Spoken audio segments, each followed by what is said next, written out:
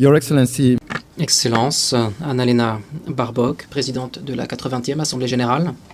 Excellence, Antonio Guterres, secrétaire général des Nations unies. Excellence, chef de délégation. Mesdames, Messieurs, bonsoir. Qu'il me soit permis, avant toute chose, de féliciter son Excellence Annalena Baerbock à l'occasion de son élection à la présidence de la 80e session de l'Assemblée générale des Nations unies. Je saisis cette occasion pour remercier son Excellence Philemon Yang, président sortant, du travail abattu et de son service dévoué au multilatéralisme. Le Rwanda remercie le secrétaire général Antonio Guterres de son rapport circonstancié sur les travaux des Nations unies en vue d'en améliorer l'efficacité.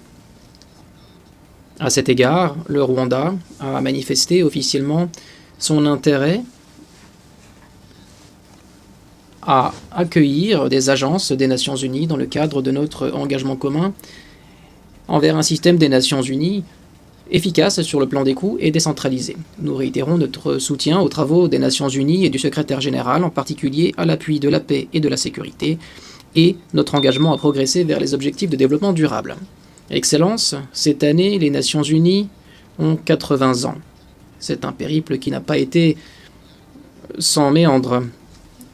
Réalité en mutation rapide, y compris choc économique, et les aspirations légitimes des régions à qui l'on a longtemps refusé une voix, nous poussent à nous adapter rapidement pour que les Nations unies soient à la hauteur de la tâche. C'est pourquoi le Rwanda soutient fermement les réformes, y compris et en particulier la réforme du Conseil de sécurité. La composition de cet organe ne reflète pas les réalités actuelles. L'Afrique est un continent fort d'1,2 milliard de personnes où la plupart des conflits figurant à l'ordre du jour du Conseil de sécurité se déroulent. Par conséquent, l'Afrique ne peut être exclue des membres permanents. Excellence, le pilier du développement aux Nations unies demeure essentiel pour faire progresser la paix, la prospérité et la dignité pour toutes et tous. Nous félicitons le système de développement des Nations unies et ses partenaires de leurs efforts infatigables à l'appui des pays afin de les aider à relever les défis urgents en matière de développement, à combattre la pauvreté, à devenir résilient face au changement climatique et à concrétiser les ambitions du programme à l'horizon 2030. Le programme à l'horizon 2030 pour le développement durable incarne notre aspiration collective à bâtir un monde juste, inclusif et prospère où personne ne serait laissé pour compte. Le Rwanda reste pleinement engagé à le mettre pleinement en œuvre, conscient de ce que la connectivité, l'innovation et le développement inclusif sont des moteurs indispensables de progrès. En dépit des barrières qui jonchent le monde, telles que la menace existentielle des changements climatiques ou les inégalités technologiques qui se creusent, le Rwanda a adopté des mesures ambitieuses afin de mettre ses priorités nationales en phase avec les ODD. Ces efforts démontrent que le développement, la connectivité et la gouvernance environnementale peuvent avancer de pair. Néanmoins, la persistance de l'inégalité d'accès au financement, aux technologies et au marché menace de creuser l'écart entre ceux qui disposent de moyens et ceux qui en sont privés. Dans ce contexte, la solidarité entre les nations, par le biais de la coopération aux fins du développement, a contribué à résorber les écarts de développement. Néanmoins, nous pensons qu'il est temps de passer de l'aide au commerce, permettant ainsi aux pays en développement de devenir autonomes dans le cadre d'un partenariat gagnant-gagnant. Excellence, monsieur ou madame la présidente, le Rwanda déplore la politisation de la coopération pour le développement utilisée par certains partenaires de développement pour des raisons politiques partisanes et pour leurs intérêts propres. Permettez-moi de rappeler que chaque nation est souveraine et ne peut être contrainte de choisir entre sécurité et développement. L'aide au développement doit servir d'outil aux fins de la solidarité et du progrès, et non pas d'armes de coercition. Excellence, l'histoire du génocide de 1994 contre les Tutsis au Rwanda nous a poussés à devenir des porte-drapeaux mondiaux d'un maintien de la paix qui place toujours les civils au premier rang. Nous avons rendu hommage aux hommes et femmes qui ont porté les casques bleus et qui ont payé le prix ultime au service de l'humanité. C'est un héritage qui est gravé dans l'histoire des Nations Unies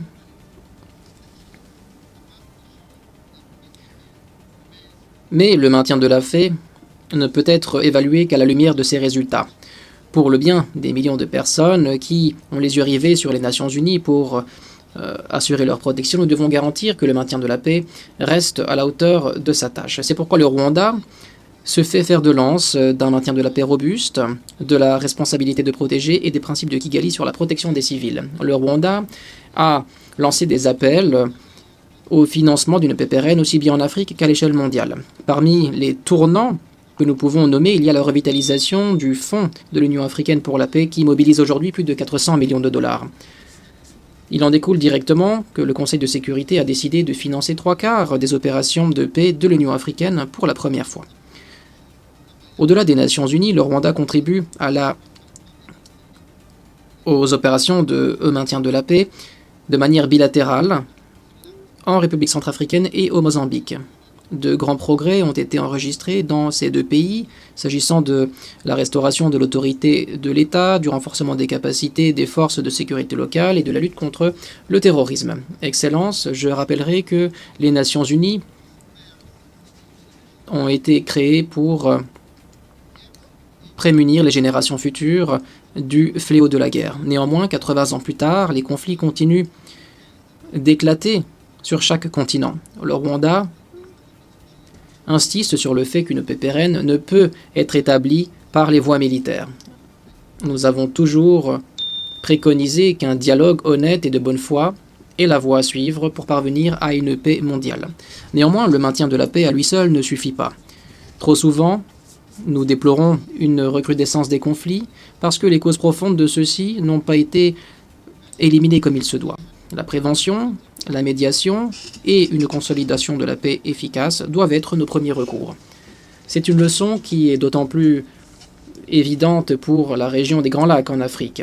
Le conflit actuel dans l'est de la RDC n'est pas nouveau.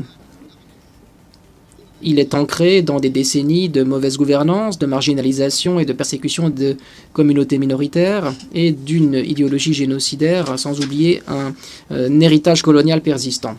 Le Rwanda estime que la paix dans l'est de la RDC relève du meilleur intérêt de tout le monde. Notre objectif a toujours été et demeurera la sécurité et le bien-être des Rwandais et des peuples de notre région.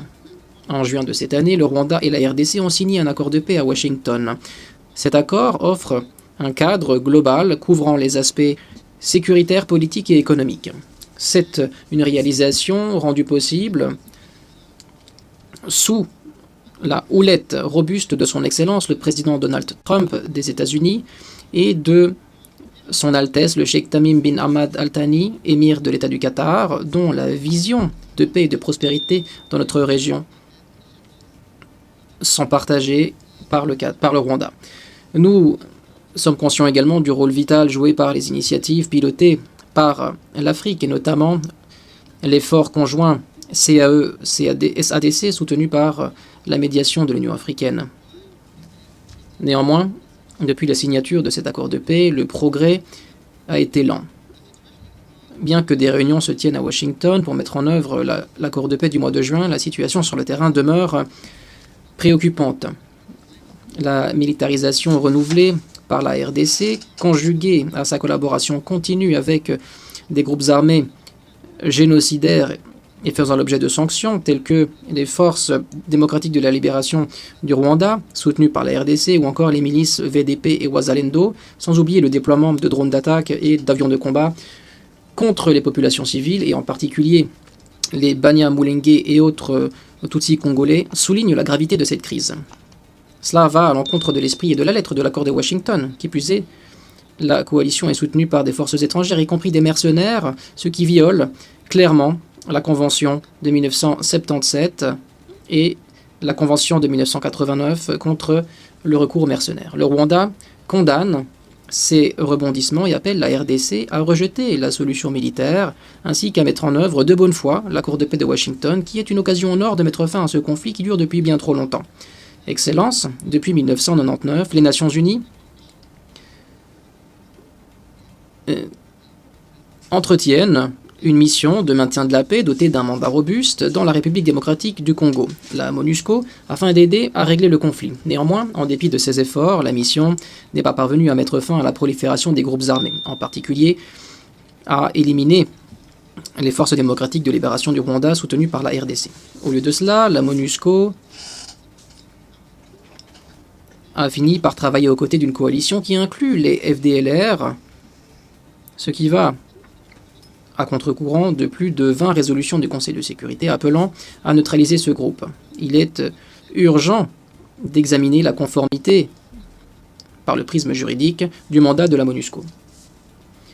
Nous nous inquiétons particulièrement de l'émergence des milices FDP Wazalendo, armées et soutenues par le gouvernement de la RDC, qui perpètrent des atteintes nombreuses. Leur brutalité, leur méthode et leur idéologie ressemblent de manière troublante aux milices génocidaires de 1994 au Rwanda. Une action robuste est nécessaire pour mettre fin à cette situation dangereuse avant qu'il ne soit trop tard. Excellence, les droits humains sont un pilier fondamental des Nations Unies. Le Rwanda est rené des cendres du génocide de 1994 en plaçant la dignité humaine, l'unité et la redevabilité au centre de notre gouvernance.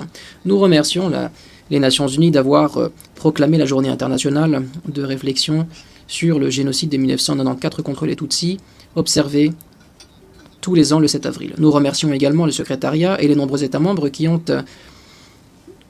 installé des mémoriaux sur leur terre. Un engagement donc à ne jamais oublier. Nous félicitons également le tribunal pénal international pour le Rwanda ainsi que les mécanismes résiduels qui poursuivent les responsables du génocide. Néanmoins, le Rwanda est vivement préoccupé par la persistance de l'idéologie génocidaire et des crimes y associés dans l'est de la RDC sous le regard de la communauté internationale et des Nations Unies. Nous appelons la communauté internationale à ne pas fermer les yeux une fois encore. La prise pour cible, la persécution et le massacre de Tutsis congolais, y compris des communautés Banyamulenge, représentent des crimes contre l'humanité qui présentent tous les signes annonciateurs d'un génocide. Le génocide, en effet, suit un schéma et des étapes claires. Il ne s'agit pas d'un terme générique, il est défini par le droit international. Le génocide vise un groupe spécifique, en raison de qui il est, avec l'intention de l'exterminer. Tout le cynisme du monde ne pourra pas réécrire la vérité ou présenter les auteurs en victimes ou les victimes en auteurs. Il s'agit là de comportements négationnistes qui souvent sont utilisés par les auteurs de ces crimes. Aucune revendication du gouvernement qui arme une milice génocidaire ne pourra changer les faits de l'histoire. Fournir des armes et financer un groupe qui s'est avéré génocidaire n'est rien d'autre que de la complicité. S'il y a des crimes perpétrés en RDC à des fins économiques, ces crimes ont des noms: corruption, mauvaise gouvernance et détournement de fonds publics. Pour conclure, Excellence, le Rwanda, je le répète, est disposé à travailler aux côtés de tous les États membres pour veiller à ce que les Nations Unies demeurent une force de la paix, de la justice et du développement durable. Bien que les défis et les solutions pour le multilatéralisme soit évident, c'est la volonté politique qui, aujourd'hui, doit nous permettre de faire des Nations Unies une organisation à la hauteur de la tâche. Ensemble, nous devons bâtir une organisation capable de satisfaire les besoins de milliards de personnes à travers le monde, de combattre les abus des droits humains, de combattre les changements climatiques et de réagir dans un monde de plus en plus interconnecté en faveur des générations à venir. Je vous remercie. Je remercie les ministres des Affaires étrangères et de la coopération internationale du Rwanda.